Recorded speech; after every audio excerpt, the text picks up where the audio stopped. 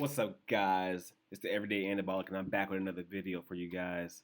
So today I'm going to go over a few of my daily moves. Some of these moves may have started maybe a week or two back, but this is the first edition of the Anabolic Weekly Pump.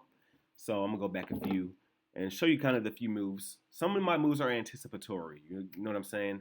They're not just buy this week, sell in the same week. Sometimes I buy, got to hold a little bit, and then I got to sell. I'm going to let you guys know right now, I am a notorious bag holder. So bag holding in stock is one of the stock slang terms, right?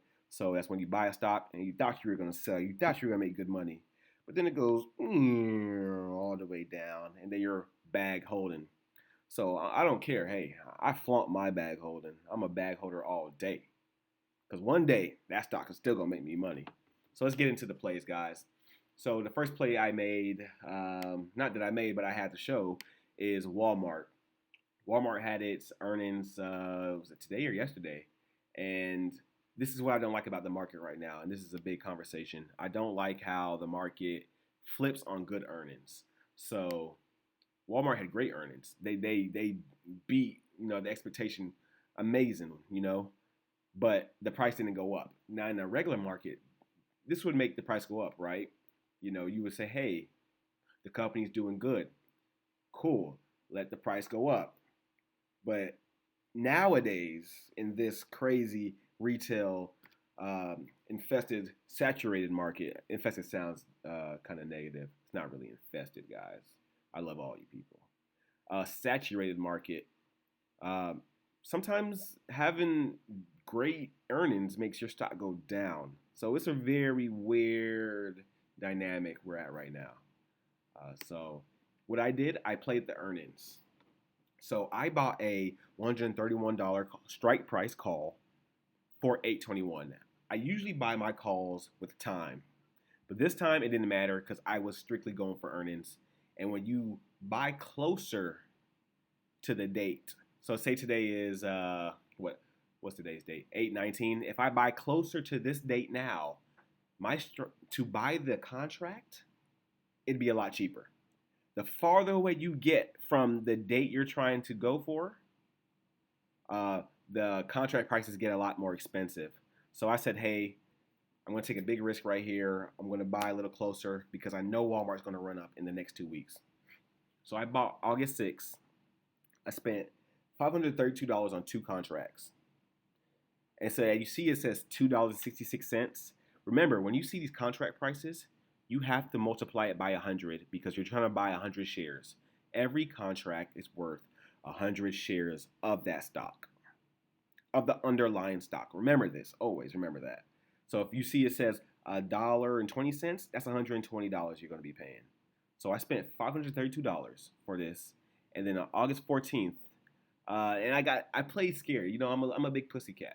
So I didn't wait till the day of earnings. I waited, was it 4 or 5 days before, and I sold out because look at what happened. The contract's price went up, and so 532, 760 is what I sold it for. So that deficit, that's what I made on that. Sold, done, bag secured, move along. If you guys want to know how the strategy I use to play earnings, just let me know in the comments or how to message me. You know where to find me for those who know me. So next play I'm going to go to is a Cisco play. Cisco was one of the ones people were counting on to go up. Their earnings weren't as impressive, so they're kind of struggling right now. See how they, right here on Q2 2020, we expected them right there. But, they did higher than expected. But I guess people were wondering, like, yo, you guys should be all the way up. You guys should supremely be earnings. So it's like, what? Like, we did the bare minimum. Let us live. But nope, not this market. So the price went down. So the plays I made here, I did get a little dividend here. So dividend, guys, if you don't know, for holding the stock, the company will pay you. There's a few factors into how much you're going to get and how much a dividend is going to pay out and what a company is going to give you. It could be quarterly, monthly, annually, but all that information is out there. If you want me to do a video on it, let me know, of course. But I bought a 47.5 strike price call. So the strike price, that's the price I want the stock to, depending if you're buying a call or a put, you want the price to be ahead, above it. If you're buying a put, you want the price to be under that. So I bought a 47.5 call for 918. I bought it a little bit of time, so I can get a little bit cheaper. I didn't buy it way out there to mitigate my risk. I was just going for the money, guys. So I bought two at 388, and I sold. Was that 8 days later for 424? See, that's a small margin of profit, right? But it's profit, and I knew Cisco was going to run up to its earnings, so I had to had to play my wits there. So I made a little bit of dollars there, some small. This was within the last 2 weeks or so. Another play I made. So this play right here was my L Brands strategy. So L Brands is the people who own Victoria's Secret, Bath and Body Works, all the nonsense, all the girly girl stuff. So this play was strictly earnings. I don't really dabble into L Brands a lot. I don't watch them.